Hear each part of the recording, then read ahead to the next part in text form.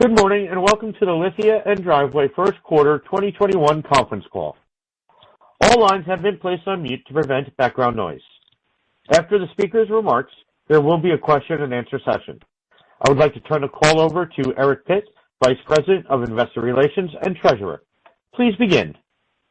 Thank you, and welcome to the Lithia and Driveway First Quarter 2021 earnings call. Presenting today are Bryan Deboer, President and CEO, Chris Holzshu, Executive Vice President and COO, and Tina Miller, Senior Vice President and CFO.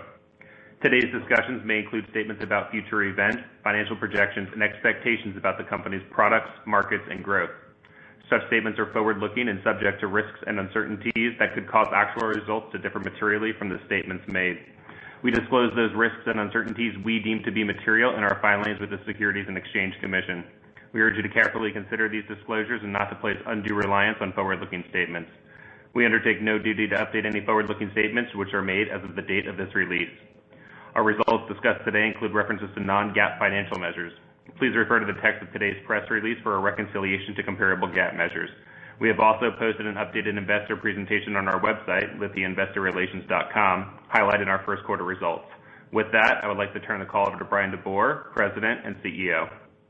Thank you, Eric. Good morning and welcome, everyone. Earlier today, we reported the highest adjusted first quarter earnings in company history at $5.89 per share, a 193% increase over last year, and record revenues of $4.3 billion.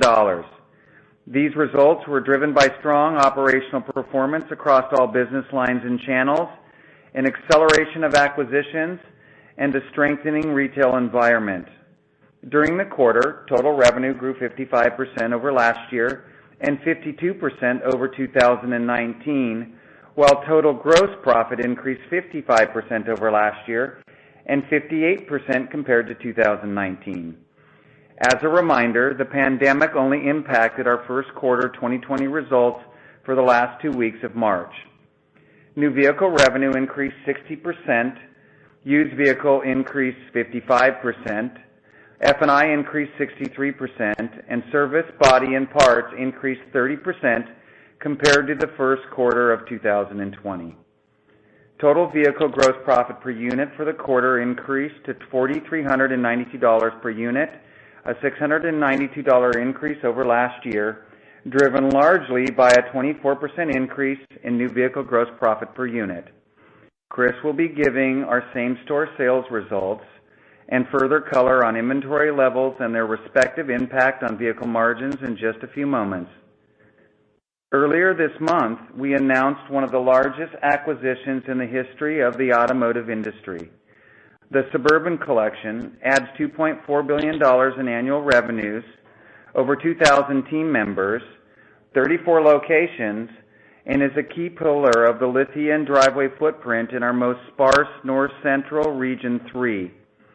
With nearly $6.5 billion in expected annualized revenues purchased since the launch of our 5-year plan in July 2020, we are considerably ahead of our expectations. The combination of elevated gross profit levels in the new and used vehicles, rapid integration of high-performing acquisitions, incremental lift from the new Driveway channel, significant improvements in all business lines, and strategic cost savings measures instituted last year led us to earning over $250 million of adjusted EBITDA in the quarter. Entering our 75th year in operations, we reflect on how our history of exponential growth, coupled with our team's ability to execute, has positioned us to pragmatically and profitably disrupt the status quo of the industry.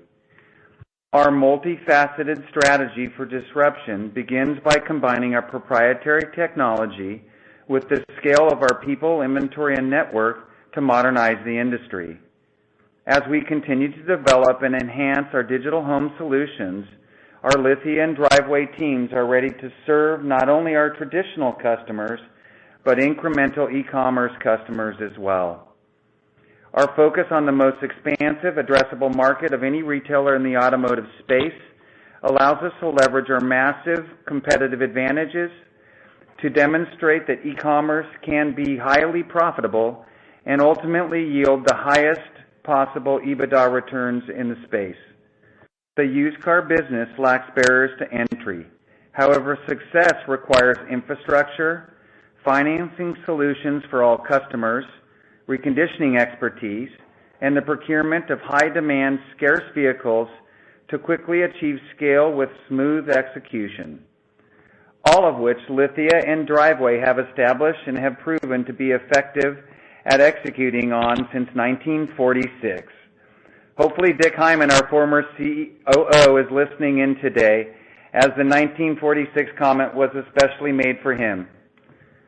Building on the broadest nationwide network and multi-year design and technology development of Driveway, we are excited by our initial success and continue to enhance the most comprehensive e-commerce home solution in the automotive retail space. Our proprietary consumer applications are maturing and now ready to quickly scale across our existing network that is the broadest in the country. Now entering our second quarter with a full spectrum of offerings, Driveway is empowering consumers to simply and transparently shop, sell, and service their vehicles from the convenience of their homes. The Driveway brand was designed to attract a different and incrementally new consumer than the Lithia channel.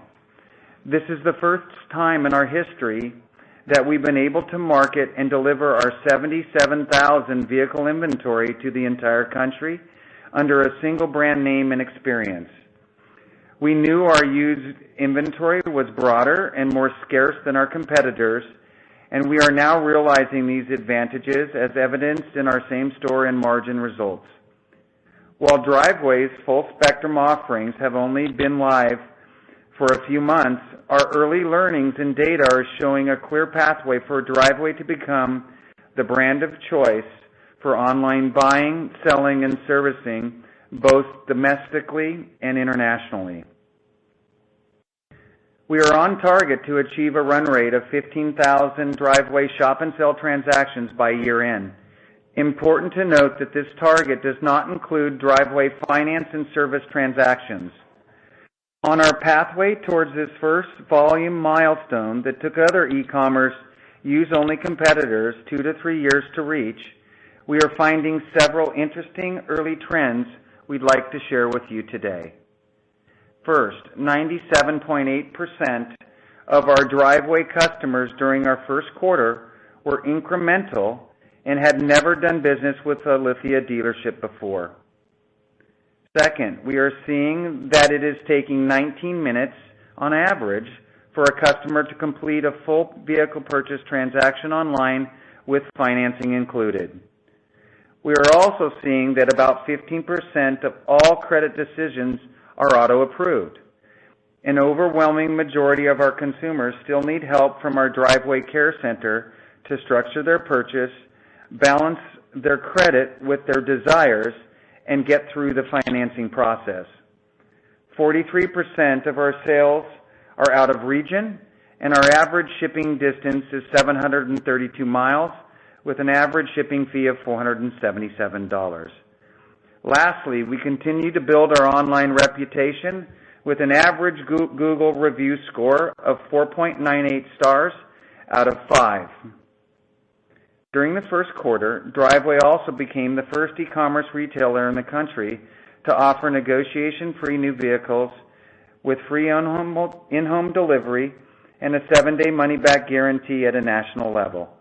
Driveway's financing solutions with new vehicle leasing and captive manufacturer financing now totals 29 lenders and are available to consumers with auto approvals in a matter of seconds.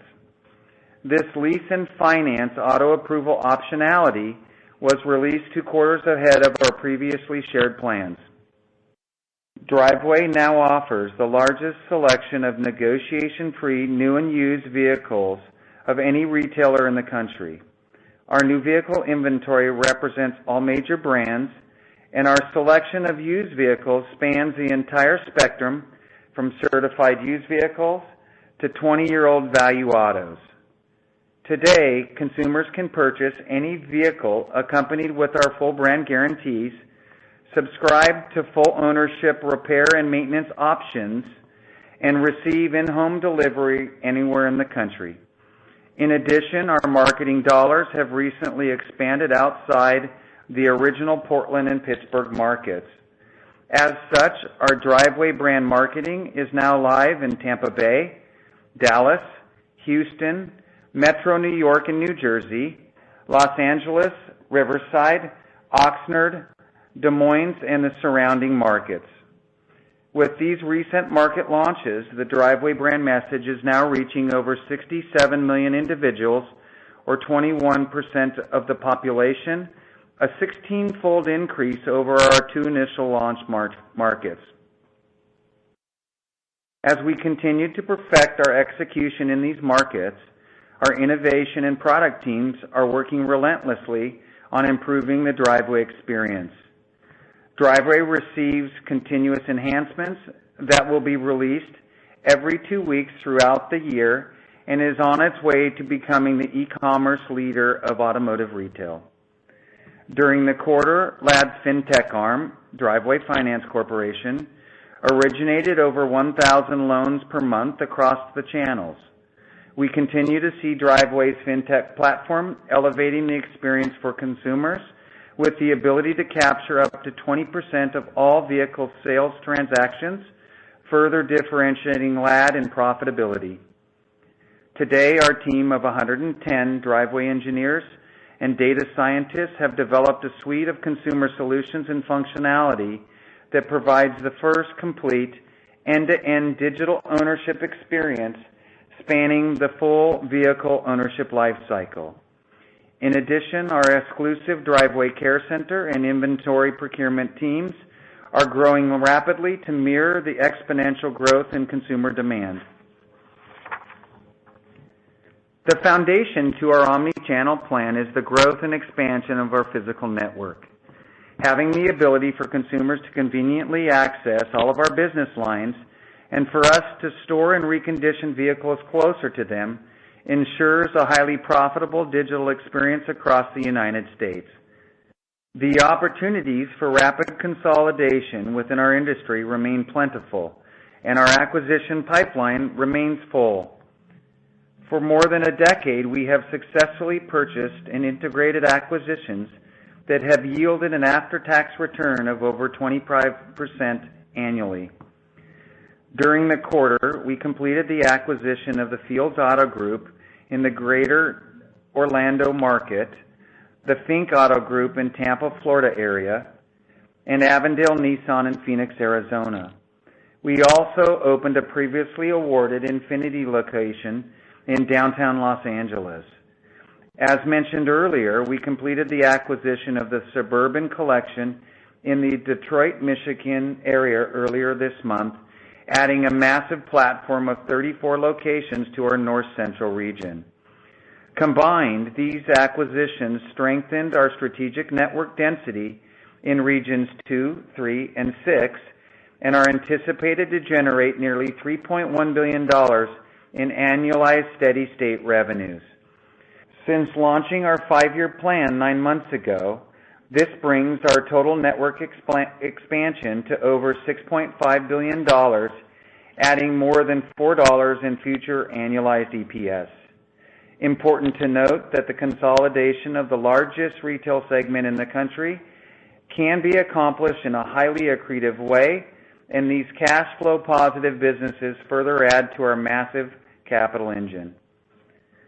We are in the most active consolidation environment that we have seen in the last 2 decades. Even with the pace being well ahead of schedule, we continue to replenish the more than $3 billion in revenue still under LOI and the more than $15 billion pipeline of potential acquisitions that we believe are priced to meet our disciplined hurdle rates.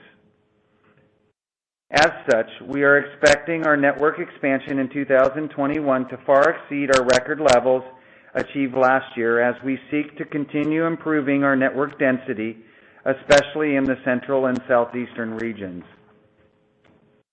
As our top priority for allocating capital continues to be to accretively expand our network with new vehicle locations, it is important to highlight the competitive advantages and points of differentiation for Lithia and Driveway's network growth strategy. First, new vehicle franchises create an accretive growth model with a self-generating profit engine of nearly $1 billion of EBITDA annually.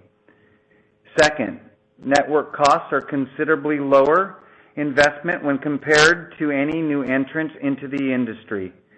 Please refer to slide 16 of our investor presentation to learn more about our network costs and utilization rates relative to our competition. High-ticket new vehicle margins are quite strong at 10%, and the carrying costs are subsidized by our manufacturer partners. Upstream procurement from new and certified vehicle trade-ins have more attractive valuations than direct from consumer or auction purchases.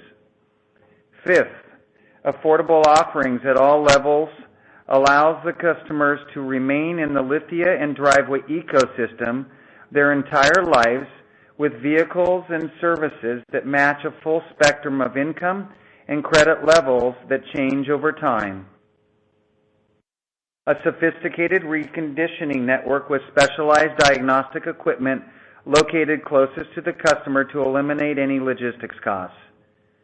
These reconditioning centers are also utilized for the industry's highest or 50% margin service, body, and parts businesses. These businesses bring 10 times the consumer life cycle touch points as compared to used vehicle-only retailers and allow for substantially lower marketing costs per vehicle sold. Captive leasing through our OEM-affiliated partners provides new vehicles with attractive, competitively priced monthly payments when compared to 1 to 3-year-old used vehicles. Additional financing support from our manufacturer partners through rate subvention with their captive financing arm and new vehicle incentives or rebates that allow for the highest level of financeability and absorption of negative equity, plus lower down payments for our consumers. 10th, a diverse upstream offering of zero-emission products and supporting repair and maintenance services through manufacturer partners' product lines. Also, leading advocacy for lower and zero-emission vehicle ownership with a comprehensive resource center providing education on vehicles, incentives, charging infrastructure, ownership, affordability guides, and a sustainable vehicle marketplace through green cars. Lastly, new vehicle franchises create loaner and fleet management opportunities to build a factory-like used vehicle inventory pipeline. As our nationwide network continues to grow in each of our 6 regions, we continue to target a 100-mile reach to allow for convenient, affordable, and timely consumer servicing experiences during and after the purchase of their vehicle. As a reminder, infrastructure costs for delivering the Driveway e-commerce experience are zero, as it resides in the underutilized capacity of our growing network. Key to our design 3 years ago was allowing the flexibility to adjust our investments between channels and multiple business lines to align with consumer demand, weather any economic cycle, compete with any future competitor, and expand our cash engines to expand into further adjacencies. These, combined with our many competitive advantages, strongly position us to achieve our 5-year plan and pave the way to even greater aspirations. In closing, our first quarter results doubled the previous highest first quarter earnings in our history as we live our mission of growth powered by people. We continue to seek new ways to improve and remain tenaciously committed to growing and finding new opportunities. The advantages of a responsive and adaptable team with a multi-decade track record of executing together is the driving force behind our ability to outperform and compete in any environment. With our technology poised for rapid scalability across our existing and future network, we are positioned to, as quickly as possible, lead Lithia & Driveway's progress towards $50 billion in revenue and $50 of EPS, the first leg of our journey. With that, I'll turn the call over to Chris. Thank you, Brian. We continued the momentum from last year and delivered another record performance in the quarter. The demand from consumers remained strong for both in-home and in-network solutions, and we accelerated the rollout of Driveway throughout key strategic markets in our platform. Each day, our leaders are rising to the challenge of achieving our 50/50 plan, evolving to meet consumer demands, developing our talent, and living our mission of growth powered by people. Our team remains humble and never satisfied as they look to continue record performance levels throughout 2021 and beyond. Following is a discussion about our quarterly results and is on the same-store basis. And as Brian mentioned earlier, the pandemic impacted only the last 2 weeks of our first quarter 2020 results. For the 3 months ended March 31st, 2021, total same-store sales increased 28% over last year. These increases were driven by a 29% increase in new vehicle sales, a 32% increase in used vehicle sales, a 30% increase in F&I revenue, and a slight increase in service body and parts revenues. Comparing our 2021 results to a 2019 baseline, first quarter same-store sales increased 28%, with new vehicle revenue up 23%, used vehicle revenue up 43%, F&I increased 32%, and service body and parts increasing 6%. For the quarter, our new vehicle business line increased 29% over last year.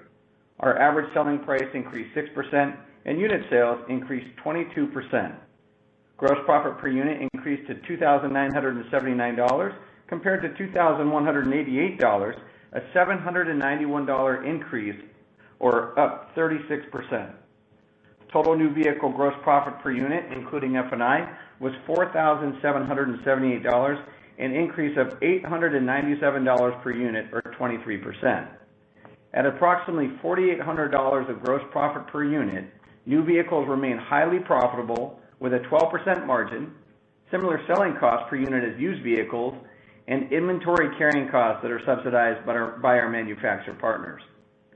As of the end of the quarter, we had a 41-day supply of new vehicle inventory, excluding in-transit orders, indicating we have well over a month's supply of vehicles on the ground and an adequate supply of in-transit that are replenishing our on-ground inventory every day.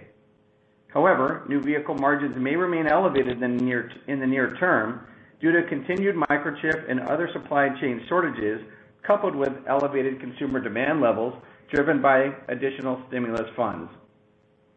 While select OEMs are experiencing a reduced level of inventory, we currently have sufficient inventory to balance the current supply and demand trends expected over the coming months.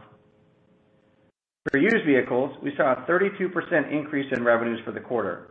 Gross profit per unit for the quarter was $2,426, an increase of 14%, or $295 over last year.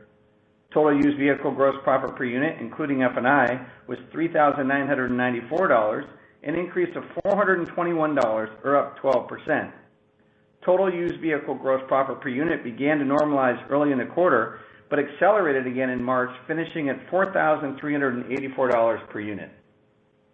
Our used vehicle sales mix in the quarter was 20% certified, 59% core, or vehicles 3 to 7 years old, and 21% value auto, or vehicles older than 8 years. With over 60% of the annual 40 million used vehicles sold in the U.S. being 9 years or older, our continued strategy of selling deeper into the used vehicle age spectrum and our ability to procure the right scarce vehicles from multiple channels remains the catalyst for the future success and growth of Lithia & Driveway. As of March 31st, we had a 42-day supply of used vehicles, and our 800 used vehicles procurement specialists are working diligently to ensure we are meeting the current demand environment, with their focus on procuring scarce, high-demand used vehicles through the most profitable channels. As a top-of-funnel new car dealer, 80% of our inventory comes from non-auction sources, which allows us to meet consumer demand in a low-supply environment. New and used vehicle sales are supported by our 1,500 experienced finance specialists that help match the complexity of consumers' financial position with lending options at over 150 financial institutions, including Driveway Financial. In the quarter, our finance and insurance business line continued to show substantial improvement, averaging $1,674 per retail unit compared to $1,557 the prior year, an increase of $117 per unit. New and used vehicle sales create incremental profit opportunities through the resale of trade-in vehicles, greater manufacturer incentives, F&I sales, and future parts and service work. We continue to monitor this through the growth of our total gross profit per unit, which was $4,388 this quarter, an increase of $664 per unit, or 18% over last year. Our stores remain focused on the highest margin business lines, service, body, and parts, which decreased 1% for the quarter. Adjusting for one less day of production compared to last year, service, body, and parts showed a slight increase for the quarter. This was driven by a 7% increase in customer pay, a 12% decrease in warranty, a 6% decrease in wholesale parts, and a 14% decrease in body shop revenue. However, in March, we saw double-digit increases in service, body, and parts, driven by a 32% increase in our highest margin customer pay work. We expect these trends to continue into the second quarter as the economy reopens further and consumers look to get back on the road and return to their normal routines. As a reminder, our service, body, and parts business see over 5 million paying consumers and brand impressions annually, which generate over 50% margins and remain a huge competitive advantage for Lithia and Driveway. Same-store adjusted SG&A to gross profit was 64% in the quarter, an improvement of 990 basis points over the prior year, driven largely by the gross profit expansion in our new and used vehicle segment and recovery in service, body, and parts. We expect to see the normalization of SG&A to gross profit as supply constraints are alleviated later in the year and gross margins return to normalized levels. With our highest performing stores consistently maintaining an SG&A to gross profit metric in the mid-50s, our 5-year plan continues to target an SG&A to gross profit level in the low 60% range. As we continue to profitably modernize the consumer experience, the opportunity to leverage our cost structure will continue as we maximize the utilization and integration of our existing location and as our digital home solution Driveway adds meaningful additional incremental sales. In summary, our teams continue to be responsive to the changing environment and the opportunities available to continuously improve in the evolving personal transportation industry. We are innovating and meeting consumers' increasing digital and in-home expectations and are focused on meeting the preferences of our consumers wherever, whenever, and however they desire. With the integration of several regional platforms that come with performing teams, including strong operational leaders and customer-focused associates, we remain humble and confident that we continue to deliver industry-leading results while pragmatically modernizing automotive retail. While taking a moment to welcome David Fisher Jr. and the entire team of over 2,000 associates at the Suburban Collection, we also reiterate that we remain focused on our 5-year plan to achieve $50 billion in revenue and $50 of earnings per share. With that, I'd like to turn the call over to Tina. Thank you, Chris. For the quarter, we generated nearly $265 million of adjusted EBITDA, an increase of 154% compared to 2020, and $189 million of free cash flows, defined as adjusted EBITDA plus stock-based compensation, less the following items paid in cash: interest, income taxes, dividends, and capital expenditures. As a result, we ended the quarter with $1.4 billion in cash and available credit. In addition, our unfinanced real estate could provide additional liquidity of approximately $552 million for a combined nearly $2 billion of liquidity. As of March 31st, we had $4 billion outstanding of debt, of which $1.8 billion was floor plan, used vehicle, and service loaner financing. The remaining portion of our debt is primarily related to senior notes and the financing of real estate, as we own over 85% of our physical network. A unique aspect of debt in our industry is the financing of vehicle inventory with floor plan debt. The financing is integral to our operations and collateralized by these assets. The industry treats the associated interest expense as an operating expense in EBITDA and excludes this debt from balance sheet leverage calculations. Unadjusted, our total debt to EBITDA is overstated at 4.3 times. Adjusted to treat these items as an operating expense, our net debt to adjusted EBITDA is 1.7 times. This means we could add over $1.2 billion in additional debt, which equals acquiring $4.8 billion in annualized revenues at our 25% purchase price to revenue metric, while remaining within our targeted range. If our network growth and associated planned capital deployment would increase our leverage beyond 3 times for a sustained period, we would look to deleverage quickly through the equity capital markets. As a reminder, our disciplined approach is to maintain leverage between 2 and 3 times as we continue to progress toward another sizable competitive cost advantage of achieving an investment-grade credit rating. Our capital allocation priorities for deployment of our annual free cash flows generated remain unchanged.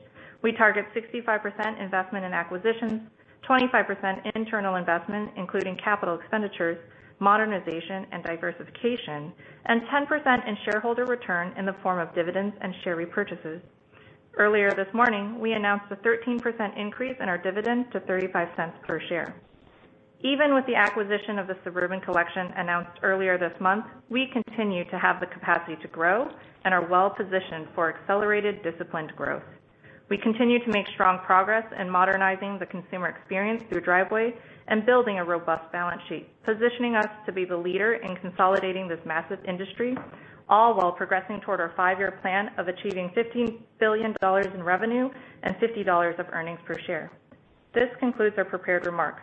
We would now like the call to open for questions. Operator? Thank you. Ladies and gentlemen, at this time we will be conducting a question and answer session. If you'd like to ask your question, you may press star 1 on your telephone keypad. A confirmation tone will indicate your line is in the question queue. You may press star 2 if you would like to remove your question from the queue. For participants using speaker equipment, it may be necessary to pick up your handset before pressing the star key. Our first question comes from the line of Rick Nelson with Stephens. Please proceed with your question. Thanks a lot. Good morning, and congrats on a great start to 2021. Brian, thanks, Rick. Sounds like the acquisition pipeline remains robust. I'm curious, with the approval process with the OEMs, what you're hearing, do you see any challenges, to that $15 billion that is in active discussions? And I guess from a bigger standpoint, the $50 billion in revenue target that you have out there. Great question, Rick. This is Brian. Good to have you on the call this morning. I think when we think about our OEM partnerships, they're really built off of a foundation of value-based acquisitions over the last couple decades, where we're able to take underperforming stores and improve their performance. So most of our manufacturer partners, if not all, are very stable. They're involved with in-depth discussions in regards to what our growth aspirations are, and our support of those aspirations. The $15 billion that's we believe is priced appropriately. We still purge any data if we have what I would call contiguous markets, or there's limitations by region within a manufacturer framework agreement, to give you kind of a pure sense of what does our network look like for growth, net of any of those issues that may occur. I mean, one example would be like on the Keys acquisitions, we actually reached our western limitations. Okay, and in that case, we ended up divesting some 2 businesses, even though we got bigger businesses in Keys, and that's part of our M&A strategies, and we solve for that typically in the asset purchase agreements. On the $50 million base case 5-year plan, we still see no impediments to reaching that level as well. And remember, almost $10 billion of it is coming from Driveway, and those things may shift over time, but we see a lot of headroom even beyond that in regards to what our framework agreements say or what our manufacturers would feel comfortable with. Okay, thanks for that color. Also, there's a follow-up on inventory. It remains very tight across the industry. You're at 41 days supply for new. Curious your thoughts on, when you see inventory normalizing and the implications for GPU and expense ratios.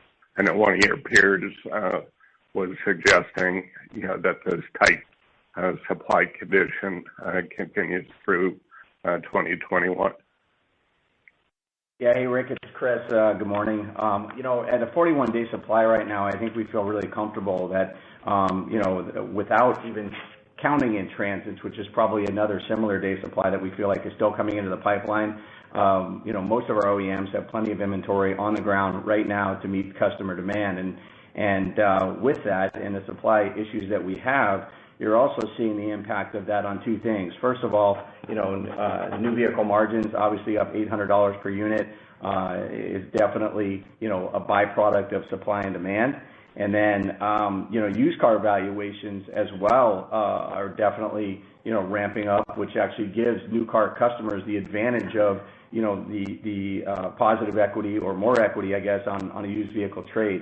But our day supply is calculated at 41-day supply coming off a 17.7 million SAR run rate from March. And so, based on what we're getting right now and the feedback that we're getting, we may have some tight inventory issues running through the summer months.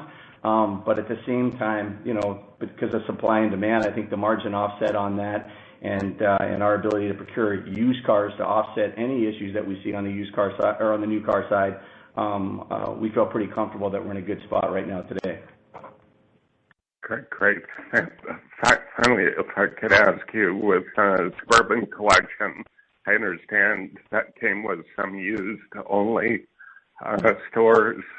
Curious if you have any plans to expand that strategy. Rick, this is Brian again. It was actually 34 new car stores. There is no standalone used car P&Ls. There may be a few used car lots that are attached to new car stores. And I think most importantly, there's a number of body shops as well, but we're really looking at that Detroit being the core for Region 3, which is our upper central region, where we don't have a big presence. And I know David and his teams are pretty excited about jumping in and supporting, the last mile delivery and activating their inventories on Driveway as well. And, that will come over the next few quarters, I would imagine, but there is no specific used car independent stores in the $2.4 billion in revenue. Sounds good. Thanks for clarifying that, and good luck. Thanks, Rick. Our next question comes from the line of John Murphy with Bank of America. Please proceed with your question. Good morning, guys. Just a first question on Driveway. Can you talk about what the average vehicle and average customer was there that the vehicle that you sold and the customer you sold to, and then also if you could give us some information on the 43% of vehicles and customers that were sold out of region. Just trying to understand if they're high-end customers or average customers or maybe lower-end customers. Just trying to understand the Driveway and then the out-of-region portion of those. Sure, John. This is Brian. I think most importantly, I mentioned that we're having about a 15% credit decisioning auto approval on consumers. But let's also remember that 15% doesn't automatically complete the purchase. Okay, so our what we would call happy path is about a third of that, okay? Meaning it's a heck of a lot lower of those consumers that go all the way through, get auto approved, and end up buying. We are seeing that the credit tier is a little more impaired and a little more challenging than what we expected. Whereas originally we were thinking that the ideas of a 30 unit per associate in the care center could be achievable.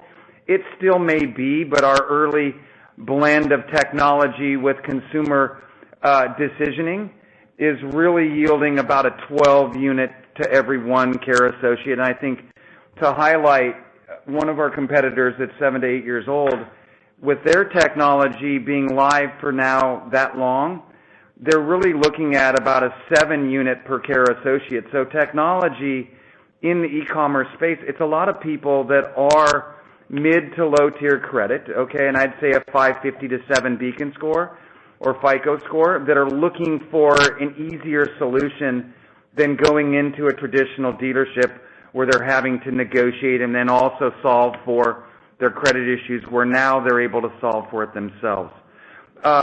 Secondarily, you asked about the logistics fees at about 732 miles, or about 43% out of region. We have about 32% of our vehicles that have no shipping fee, meaning that they're within 100 miles of the location of the vehicle. Okay, an important thing to remember, okay? So also our customers are seeing the value of our extremely convenient experience and being able to find scarce high-demand vehicles, which is a different credit spectrum at each level of our inventory, which we'll be able to give you some specific data offline as well, but hopefully that gives you enough color to keep us moving along. Thanks, John. That's helpful. Just a second question on Driveway FinCo. Is there any potential over time to start underwriting directly and maybe float an ABS deal, to fund that? I mean, and having a captive FinCo that would grow over time, kind of like CAF at CarMax? Yeah, so we're now doing, I think we almost hit 1,400 contracts in the month of March. Again, 17.7 million SAR, so much more robust than I think we will see, averaging for the year when we get done. But we've, on that pace, we should have an appropriate amount of receivables to be able to go to the ABS market late this year. Okay, and then once we get on that cadence, we'll have those out there every, I would say 1 to 2 quarters, okay, to be able to accomplish that and take it off balance sheet and redeploy that capital that's now warehoused and that leverage that's actually sitting out there into the network again. And just to follow up, the bulk of those contracts or those loans would be on the used vehicle side. Is that correct? Or almost all of them, right? You're correct, John. So we believe that our aggregated population of all vehicle sales should be around 20%, but it's massively tainted towards used. Okay, we would say that we should be able to achieve a 40 to 50% penetration rate on our used finance contracts, with a 5 to 10% on new, being that new vehicles are subsidized with subvented rates from the manufacturers and have the advantages of leasing. Okay, so we think our penetration rates will be quite low, as well as certified vehicles a lot of times have subvented rates. So obviously the deeper you go into the age of vehicles, the higher penetration we'll have on Driveway Finance Corp. Okay, and then just lastly on the stock, I mean, you're trading at a multiple that's far higher than some of your peers. Obviously, the growth is what people are looking at there. So certainly not saying it's not justified, but why not use that multiple to do a stock-for-stock deal and accelerate or add to your plan here? I mean, it just seems like that would be very creative, even if you paid a 20% premium for one of the other public groups.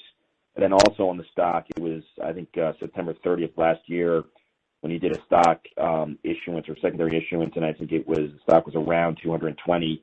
We're looking at almost 380 right now. I mean, why not issue more stock to have capital to go after these acquisitions, maybe even at a faster pace? So why not a stock-for-stock deal, and why not raise more capital?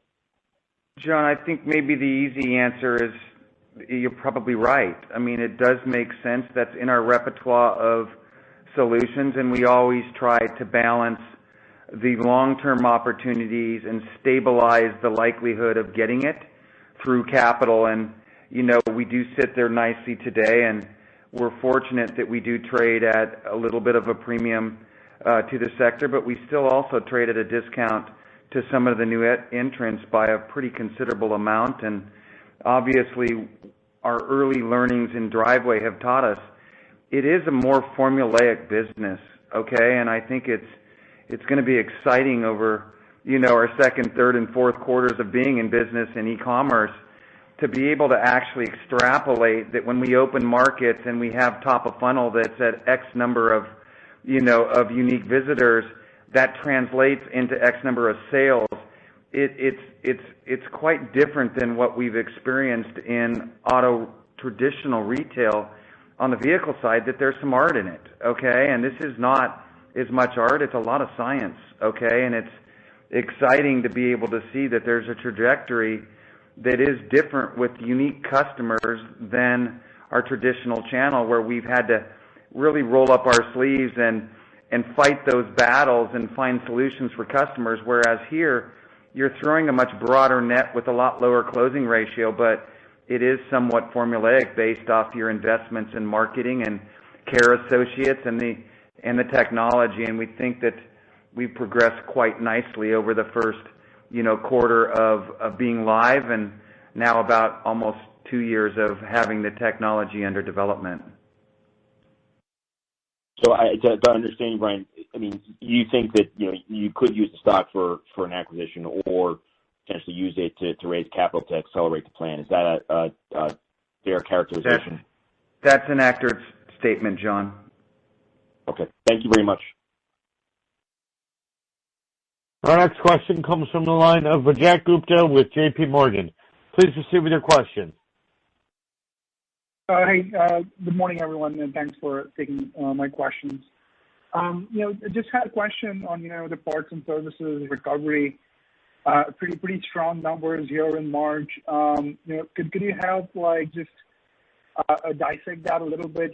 How much of that is just pent-up demand versus, a more normalized level of demand? I'm just curious as to, how you see the trajectory of the recovery here, into the second quarter and in the second half.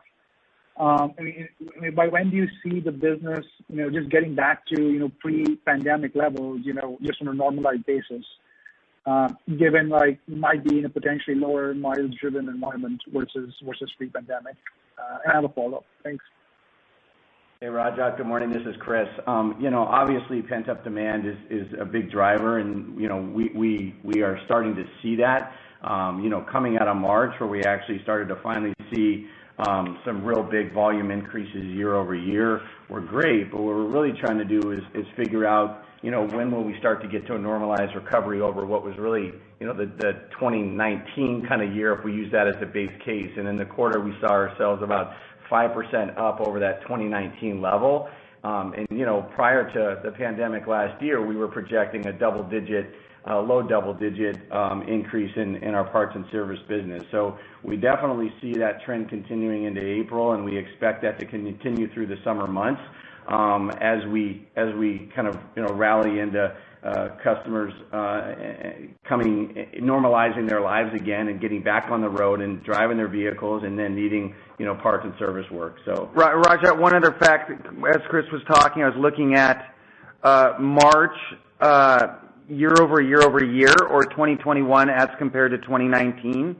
Okay, and our service body and parts were up 9%. Okay, so we're starting to get back into those comparatives that we've been running at for the last half a decade of that, like Chris said, in certain quarters we're low double digits, in most quarters we're high single digits. Got it. And that's continued into April so far, on a 2-year comp basis, right? Yes. Got it. And thanks for the color there. I just had a follow-up on, the SG&A to gross comment earlier. Just based on, the deals done this year and just how strong the first quarter has started,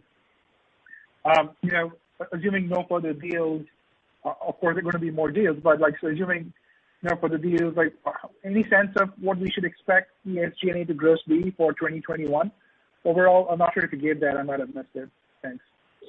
Rajat, this is Brian. I think when we think about SG&A to growth in this environment, it's important to remember that margins are impacting the gross more than cost reductions are, because remember, we have considerable ramp-up costs in terms of driveway engineers as well as marketing budgets and other things, and we're still able to gain that level of leverage. So as you see margins either stabilize, which I think they're pretty solid, into probably Q3 and maybe even into Q4, as Chris indicated, you should see good, stable SG&A at this, what I would call exceptional level or anomaly level, okay? Now, once we move outside of COVID impacted or inventory impacted sales, it is more of the heavy lifting that we did last year, where we did do staff reductions that were a permanent 200 to 300 basis point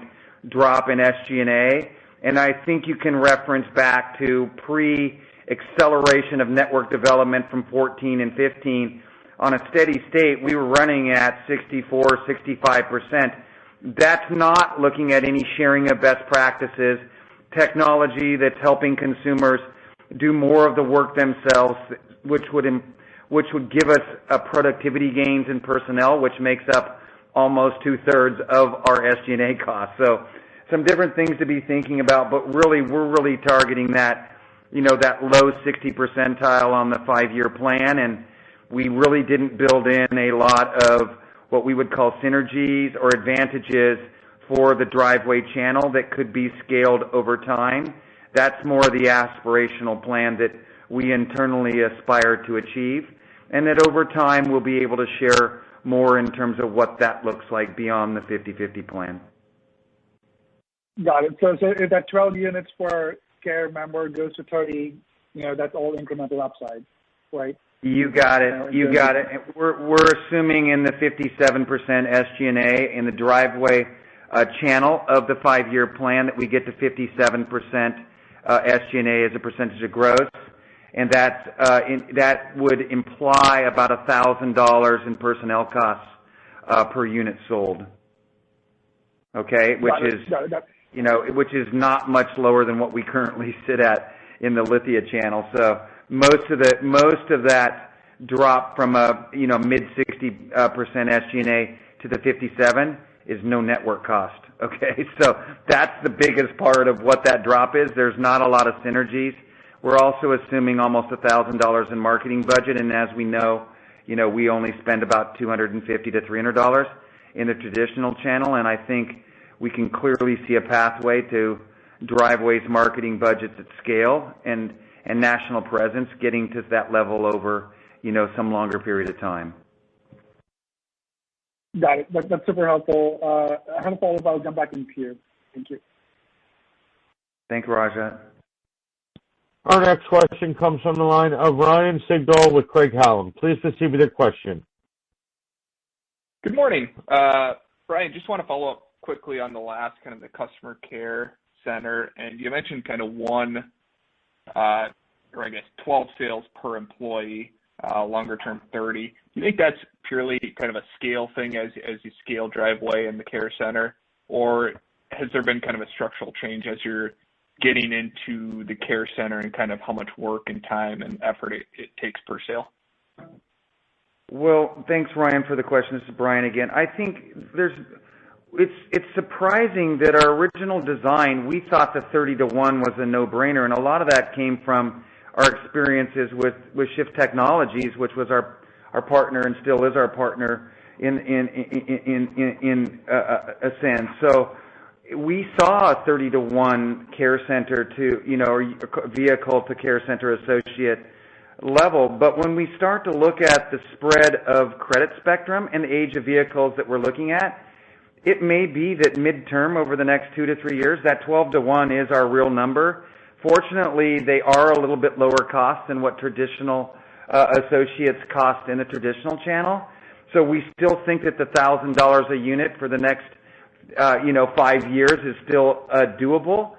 I think we're not positive that our technology today, and we have 29 APIs with lenders, which is almost 4 times what our competitors in the e-commerce space have, and we're still seeing massive amounts of this auto finance fall through the cracks, meaning that most people aren't able to structure their transaction, even with us guiding them digitally, to be able to match this what credit companies are able to accept. So there's that looping idea that consumers today in Driveway are having to go back and change information, whereas what our ultimate state is really where the consumer just puts in what it is.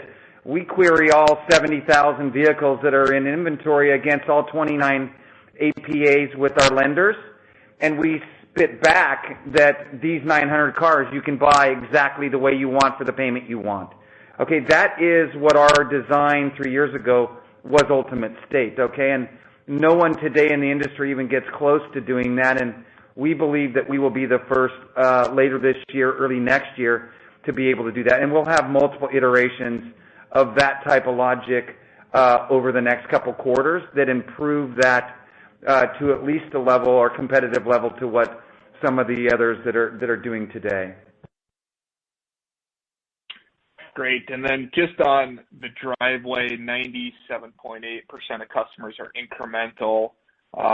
Is that a function of marketing specifically to a new customer? Or I guess, why do you think that's such a high percent of out-of-network customers today? Yeah, so Ryan, it's two things. One is we are specifically focusing our dollars to tech-savvy or credit-based decisioning where consumers looking for a simpler, more transparent, empowered experience. Okay, a little bit different. It's why it's a separate channel. It's not an adjunct to the Lithia channel. Okay? Also, the 40, 50,000 vehicles online today in Driveway are now reaching customers that aren't in our basic AORs or areas of responsibility where we have business. Remember, it's 732 miles, I believe, was the distance average of our customers. Well, our average reach in our traditional network is around 45 miles. Okay, so those two things together are really leveraging the inventory that we've never leveraged before and then targeting consumers with that inventory to match the two to keep that, what we would call that, incremental level up to a very high level. Great. Thanks. Good luck, and I'll hop back in the queue. Thanks, Ryan. Our next question comes from the line of Eram Zaghi with Morgan Stanley. Please proceed with your question. Hi, and this is on behalf of Adam Jonas. Great. In regards to yeah. I won't be as entertaining as him, but still an interesting question. So in regards to the acquisition, it seems that priority number one for Lithia is building an omni-channel strategy, and that your M&A strategy is an outgrowth of that omni objective. So the question is, why would you make your biggest acquisition thus far of a dealer with 34 sites all in one metro area? Can you help us understand how this fits with the broader omni-channel strategy that one might imagine would lend itself towards a more balanced / broader market coverage rather than concentrating so much capital in a single city? Great question, Adam and Eram. That makes a lot of sense. I think when we think about our strategy of e-commerce and the ideas of transparency and empowerment, and then overlay those with the network, we don't look at them independently. We look at those as hand-to-hand functionalities that they need to work together. Okay, and then on the network development side, we still have to remember that when you are able to buy acquisitions at a 15 to 25% of revenue, okay, and on day one they're somewhere between 50 cents, or 25 and 50 cents for every $1 billion of revenue accretive.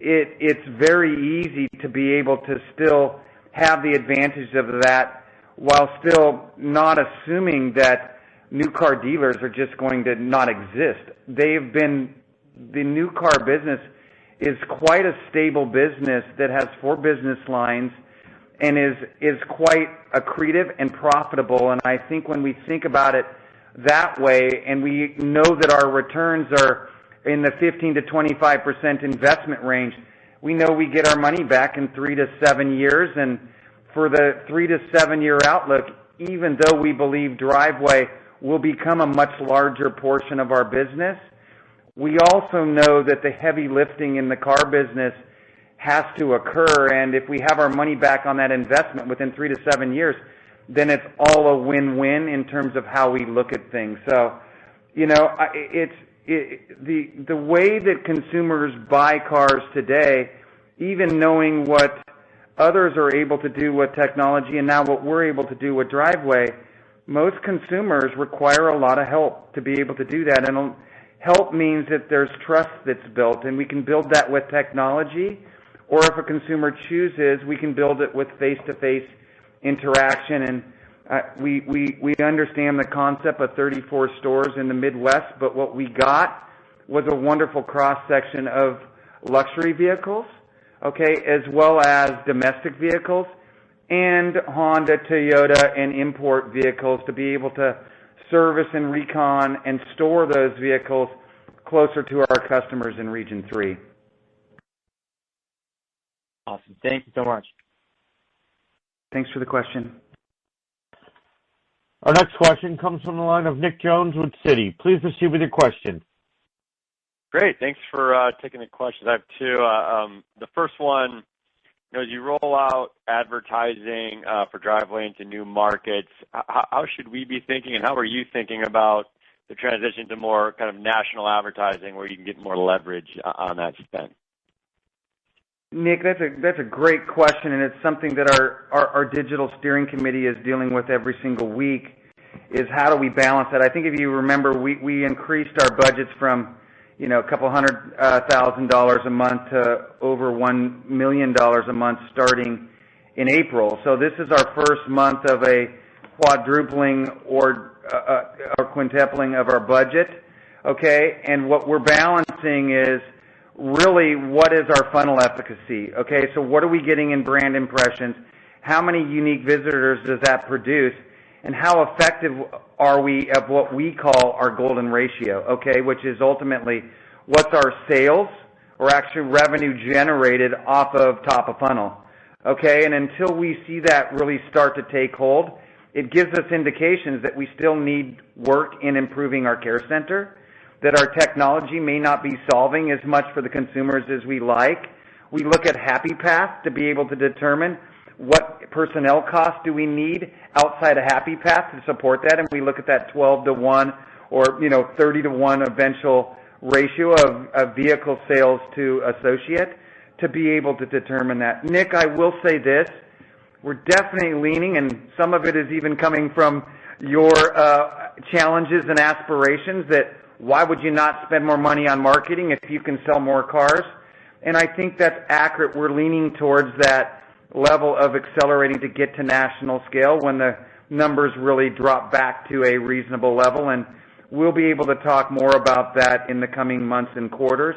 But right now we're at a 4 to 5 times of where we started 90 days ago, and that may end up doubling or tripling again, depending on how we think about allocating our capital in different types of buckets.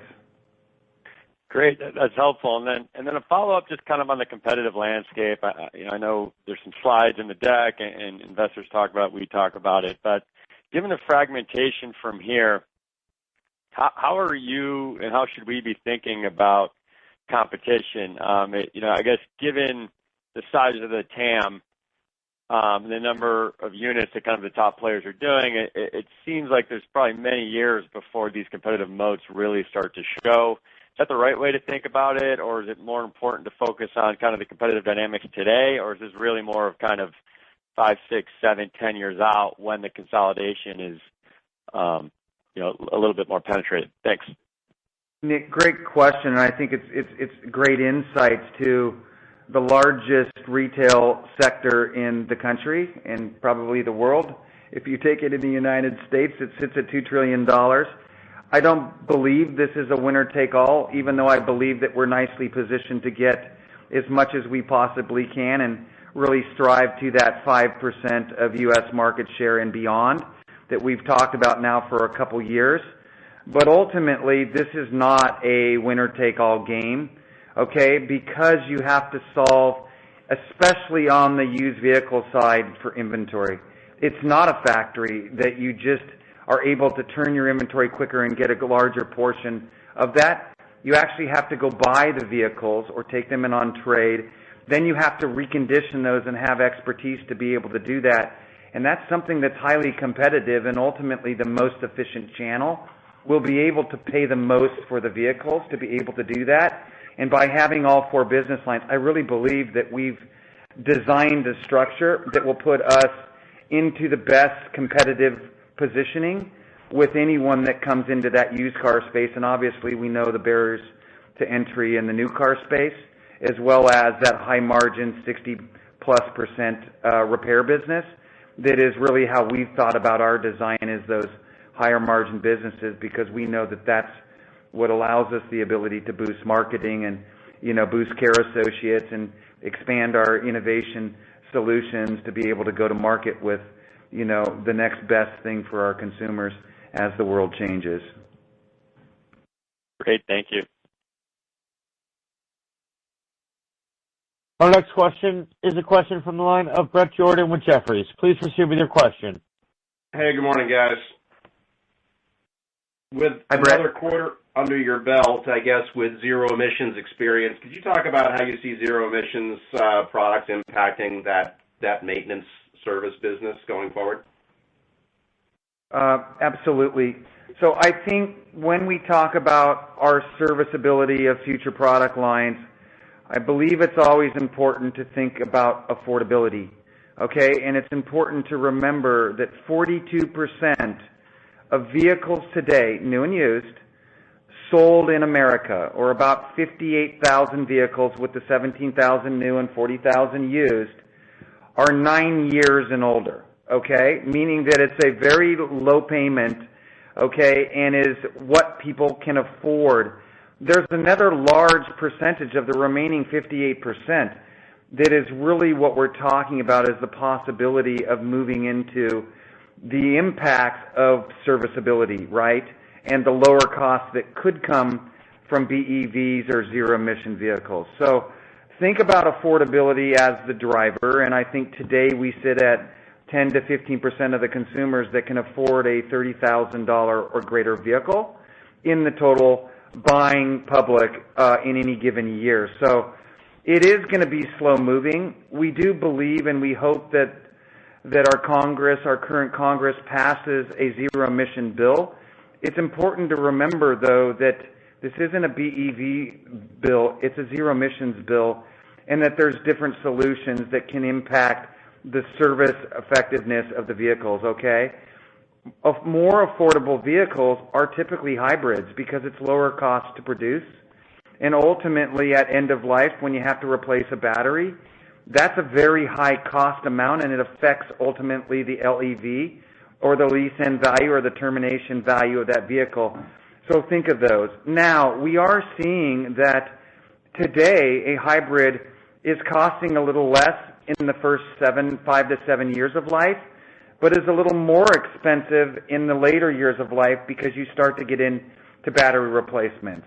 Okay, we're also trying to adjust for content on those cars when we do those evaluations, because we know that the hybrids that we sell today are decontented over our typical vehicles. Now, when we move into BEVs or 100% battery powered, that's a totally different number, okay? We're still too early into the game to know what the ultimate costs are of BEVs, knowing that the battery at some point may or may not need to be replaced, okay? And those numbers could get blown up, whereas today our BEVs are about 30 to 40% less to maintain. However, I will remind you that the diagnostic tools and the repair tools to fix them are way more expensive, and new car dealers are the ones that have that proprietary technology to do it. So any offset in efficiencies for owning a BEV that may lower our serviceability, we believe that we will conquest from independents and then throw in our driveway in-home service, and we believe that can conquest new vehicle dealers businesses as well in the long run, as how we really thought about the design. Okay, great. And then one question, I guess. You said almost 98% of the driveway customers were new to Lithia. I guess to put that in perspective, on a traditional brick and mortar footprint, how many of your customers, or what percent, would be first-time users at Lithia as well? So in our traditional channel, it's around 50%. Okay, so It's a massive difference in terms of what we've seen. But remember, we're getting 98% because we're reaching consumers that never saw our inventory before. We didn't have a national brand. Now we have the ability to leverage the scale of our inventory into areas, and I think that's creating a lot of that 98% plus the marketing things that we talked about where we're specifically targeting a different type of consumer, so we're not really getting into that cannibalization of our existing pipeline. Okay, great. Thank you. Thanks, Brett. Our next question comes from the line of David Whiston with Morningstar. Please proceed with your question. Thanks. Good morning. I guess first on the Suburban Collection deal, obviously it's a top group nationally, but other than that, I'm just curious why you guys wanted to focus for that region on Detroit Metro versus another major Midwestern city like Chicago or Cleveland, St. Louis, et cetera. Great question, David. I would start by saying that the Suburban organization is an absolutely wonderful organization with cultural values and history very similar to Lithia Motors. They started 2 years after Lithia in 1948, which was a great soundbite. They've been close acquaintances, and they've built an organization that is community-based. In terms of a business decision, remember, Detroit is the strongest domestic metropolitan area in the country, okay? And the profitability of those assets are extremely good. There's one other secondary decisioning that went around this. Remember what a Plan A and Plan B customer is, which are the employees that work directly for manufacturers. So almost 80% of their new car business are factory employee customers or friends and family of factory employee customers, meaning that they're one price or negotiation free on all of those vehicles. And remember, the Driveway model is one price. So that obviously sharing of best practices and those initial learnings of a more negotiation-free environment were something that had a lot of attraction to us when our existing Lithia traditional network today has only a small fraction relative to that that's being sold. To compare and contrast, only about 25% of our new vehicle sales in the Lithia network are sold at a negotiation-free or one-price solution, whereas our used cars in Lithia are about 51% non-negotiated. And remember, Suburban is over 80% negotiation-free on the new car side. So a couple other things that we thought about, aside from the fact that it did give us massive presence in Region 3.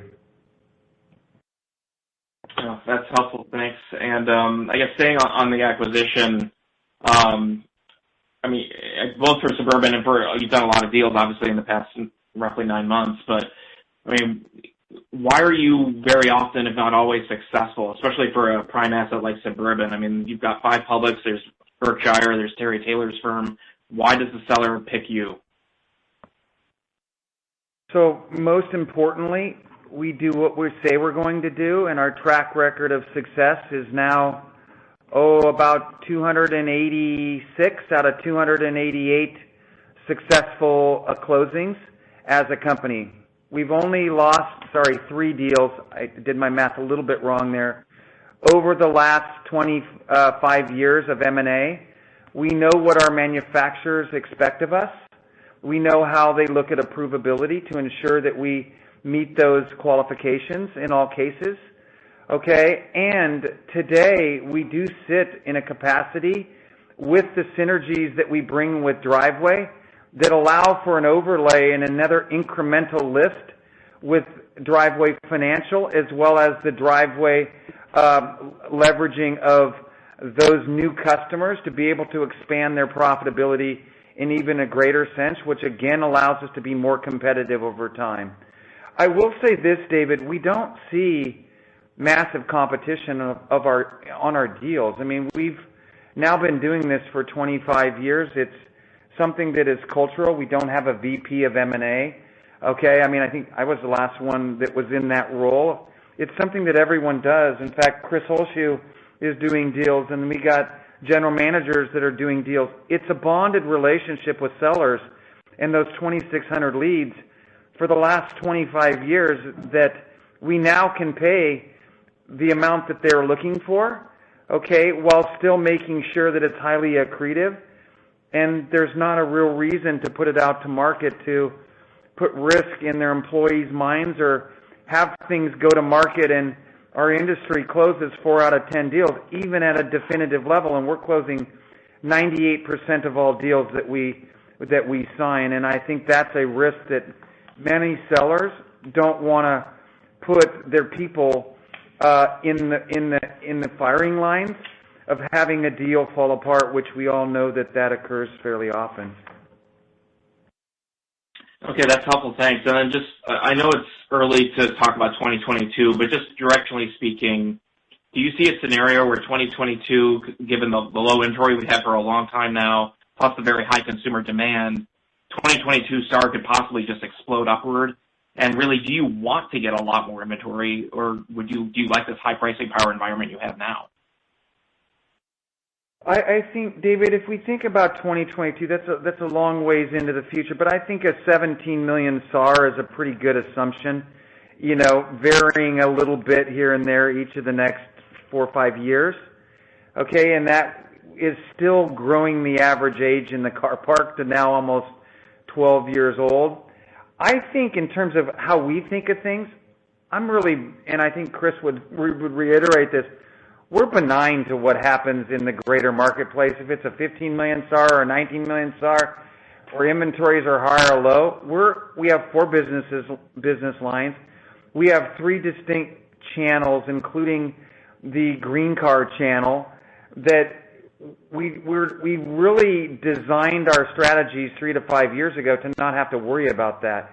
We have enough levers to be able to pull that we can be highly profitable and really drive towards that 50-50 plan and whatever is really there, knowing that I would say 12 months into Driveway's development, now all of a sudden it's really within our control is how do we procure more used car inventory than anyone else and recondition that inventory. And we're finally at a state that we really believe that we're in control of our destiny and not at the mercy of the market or, for that matter, at what our manufacturers decide to build on the new car side. I'd like to hand the call back over to Brian Deboer for closing remarks. All right.